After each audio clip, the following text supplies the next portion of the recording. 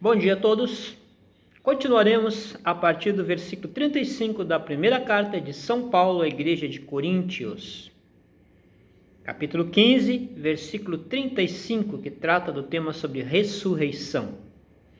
Entretanto, é possível que alguém questione como ressuscitam os mortos e com que espécie de corpo ressurgirão. Insensato, o que semeia não nasce a não ser que primeiro morra. Quando semeais, não semeais o corpo que virá a ser, mas apenas uma simples semente, assim como a semente de trigo ou outra qualquer. Mas Deus lhe dá um corpo, como determinou, e a cada espécie de semente dá seu corpo apropriado.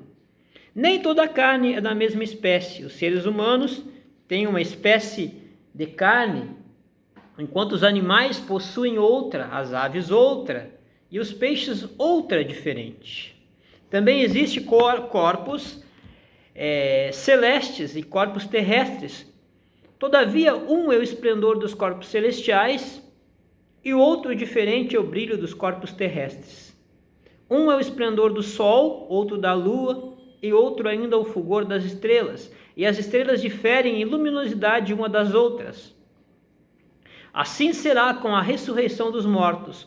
O corpo que é semeado é perecível e ressuscita imperecível. É semeado em desonra, mas ressuscita em glória. É semeado em fraqueza, porém ressuscita em poder. É semeado um corpo natural, contudo ressuscita um corpo espiritual. Ora, se há um corpo natural, há também um corpo espiritual. Paulo usa uma série de analogias para demonstrar que no caso da ressurreição, Deus tomará um corpo natural. Em grego, psikon, alma, é psique na língua grega. Perecível, se corrompe, fraco e pecaminoso, e o transformará na ressurreição num corpo espiritual. Na língua grega, pneumatikon, de pneuma, de espírito. Glorioso, esse corpo será imperecível, incorruptível, poderoso e sem pecado. Não se trata de um corpo imaterial ou totalmente diferente do corpo natural, contudo preparado para viver a eternidade com Deus numa dimensão celestial. Segundo a Pedro, capítulo 3, versículo 10 a versículo 13. Observe aqui o que fala o comentarista. Não se trata de um corpo imaterial ou totalmente diferente do corpo natural. A Bíblia diz que nós seremos semelhantes a anjos na ressurreição. Mas quando fala disso, está falando em relação à procriação sexual. Tá? Lá não vai haver procriação, lá não vai haver nascimento de crianças, pelo que eu entendo, pelo que eu entendi. Mas o nosso corpo é diferenciado do corpo dos anjos em outro sentido. Por exemplo, quando você vê as aparições angelicais no Antigo Testamento e no Novo Testamento, principalmente no Antigo Testamento, quando eram oferecidas aquelas ofertas, os anjos nunca se alimentavam, nunca comiam com os ofertantes. Então, os anjos eles são totalmente um ser de natureza espiritual. Então, o olfato, na verdade, o paladar é uma coisa do nosso corpo físico, do nosso corpo humano. Tá? Então, eu não posso dizer que um anjo vai comer uma fatia de torta e sentir o gosto da fatia de torta, ou vai beber um copo de suco e sentir o gosto do copo de suco. Tá? Eles são seres totalmente espirituais. No entanto, quando Cristo, com o corpo transformado por ter sido vindo em forma humana, depois um corpo transformado, quando ele esteve com seus discípulos, os discípulos tocaram nele, obviamente, mas ele também se alimentou com seus discípulos, ele comeu com seus discípulos. Inclusive, quando ele apareceu a alguns deles lá no mar de Tiberíades, que fala em São João capítulo 21, ele preparou um café da manhã para eles. O pão, o peixe está na brasa, vamos nos alimentar. E também a Bíblia diz que haverá uma árvore com folhas que alimentarão as nações. Então, o nosso corpo ele vai ser transformado, mas ele vai, por ter sido homem, ele vai sentir sim, vai ter um certo, não sei se total, um paladar. É diferente do corpo angelical neste sentido, ok? E ele fala, então, poderoso e sem pecado, não se trata de um corpo imaterial ou totalmente diferente do corpo natural, contudo preparado para viver a eternidade com Deus numa dimensão celestial, segundo a Pedro capítulo 3, versículo 10 a versículo 13. Da mesma forma está escrito, Adão, o primeiro homem, foi feito alma vivente, o último Adão, no entanto, é espírito vivificante. Assim não foi o espiritual que veio primeiramente, mas sim o natural. Depois dele, então, chegou o espiritual. O primeiro homem foi formado do pó da terra, Adão, feito de barro vermelho, né? O segundo homem é dos céus. Os que são da terra são semelhantes ao homem terreno, os que são dos céus, semelhantes ao homem celestial. Assim como obtivemos a imagem do homem terreno, receberemos de igual modo a imagem do homem celestial. O primeiro homem criado a partir do pó da terra, Gênesis 2:7, foi alma vivente, no original grego, psikensan, ou seja, Adão recebeu um corpo psicossomático que transmitiu geneticamente para toda a raça humana até nossos dias, tá? Psicossomático, na verdade, a soma desse corpo, né, é transmitido a todo o ser humano, ok? Cristo, o Espírito vivificante, João 5:26, que proporcionará aos crentes remidos em seu glorioso retorno um corpo físico especial. Agora vem aquilo que eu falei antes. Um corpo físico mais um corpo físico especial, poderoso e sem pecado, e imperecível. O corpo físico perece. Todas as vezes que nós nos olhamos no espelho, nós percebemos que estamos ficando mais velhos e ultimamente passando de uma certa idade, e a tendência é nem gostar mais de espelho, né? Muito mais é estranho, né? Vamos voltar aqui. Um corpo semelhante ao de Cristo, ressurreto e glorificado, Lucas 24, 36 a 43. Ok? Voltando aqui. Assim como obtivemos a imagem do homem terreno, receberemos de igual modo a imagem do homem celestial. Eu acho fantástico isso, que a formação de um caráter de um menino, de uma menina, 7, 8, talvez mais tardar 9 anos, é formado o caráter desta criança, e esse caráter é formado de acordo com o meio em que ela está inserido, de acordo com o que ela vê, de acordo com o que ela ouve, certo? De acordo com o meio que ela está sendo socializada. No entanto, o caráter de Cristo é formado a partir do novo nascimento até o final da vida. Há uma transformação gradativa. Até o final da vida vai sendo transformado aquele caráter que era segundo Adão num caráter segundo Cristo. Todos seremos transformados. Contudo, irmãos, eu vos afirmo que carne e sangue não podem herdar o reino de Deus, nem o que é perecível pode herdar o imperecível. Eis que vos declaro um mistério, nem todos adormeceremos, mas certamente todos seremos transformados. O corpo e o sangue não são elementos pecaminosos em si mesmos, mas constituem a natureza psicossomática dos seres humanos, que necessita ser transformada para que possa viver eternamente num ambiente celestial com Cristo. Hebreus capítulo 2, versículo 14, Hebreus capítulo 5, versículo 9. Paulo revela que o grande evento da ressurreição mundial se dará numa fração de tempo. No original grego, átomos, era dos átomos. Segundo a matemática, 7 milésimos de segundo, num momento, num abrir e fechar de olhos. A menor unidade referencial de tempo e matéria. Todos os cristãos, quer vivos por ocasião do glorioso retorno de Cristo, quer já mortos, receberão instantaneamente novos corpos gloriosos.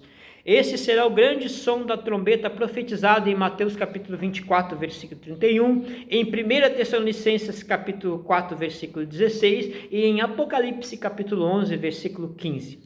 Paulo vivia cada dia de sua vida numa espécie de antegozo espiritual, pela certeza absoluta que tinha do glorioso retorno de Cristo, da ressurreição e da vida eterna de todos os cristãos. Esse era o pensamento do apóstolo Paulo. No momento, num abrir e fechar de olhos, voltando a falar aquilo ali, num abrir e fechar de olhos, deixa eu ver aqui, bem como está na língua grega, no momento, num abrir e fechar, em um instante, átomo, num piscar de olhos, num instante, na era dos átomos, ok? Nós teremos os nossos corpos transformados segundo um corpo glorificado aqui. No momento, num abrir e fechar de olhos, versículo 52, ao som da última trombeta, porquanto a trombeta soará, os mortos ressuscitarão incorruptíveis e nós seremos transformados. Obviamente, Paulo estava esperando essa volta antes de sua morte, né? Então ele disse, nós seremos transformados. Agora, talvez eu possa dizer, bom, num instante, num abrir e fechar de olhos, diante do som da última trombeta, os mortos ressurgirão e nós seremos transformados, mas quem sabe daqui um pouco eu morro, e obviamente isso vai acontecer se Cristo não voltar, e o meu filho possa dizer isso. Agora, a nossa esperança, a nossa convicção, a nossa certeza é que um dia nós vamos ser transformados, pois é impreterível que este corpo que perece se revista da incorruptibilidade e o que é mortal se revista da imortalidade. No momento em que este corpo perecível se revestir de incorruptibilidade e o que é mortal for revestido da imortalidade, então se cumprirá a palavra que está escrita, devorada, pois foi a morte pela vitória. E aí ele faz assim aquele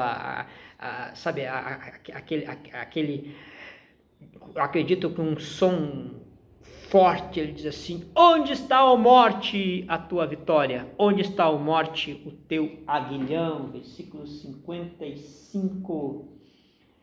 Engolida foi a morte pela vitória. Onde está, ó morte, a vitória? Onde está, ó morte, o teu ferrão, o teu aguilhão? Em algumas versões está escrito inferno, mas no original é Thanatos, é morte mesmo. As duas partes se referem à morte, ok? E ele diz assim, porquanto o aguilhão da morte é o pecado e o poder do pecado é a lei. Contudo, graças a Deus que nos dá a vitória por intermédio de nosso Senhor Jesus Cristo. Foi o pecado, a desobediência de Adão que nos sujeitou ao poder da morte. Gênesis capítulo 3, Romanos capítulo 5, versículo 12. O aguilhão no original grego kentron é como o ferrão do escorpião ou do marimbondo. O aguilhão não é a morte, mas sim o pecado, inoculando seu veneno letal na alma e no corpo de quem não se arrepende diante de Cristo e, portanto, não é perdoado. Apocalipse capítulo 9, versículo 10. A lei de Deus é clara em relação ao pecador que não se arrepende. A conversão é o único antídoto eficaz e a pena de morte eterna.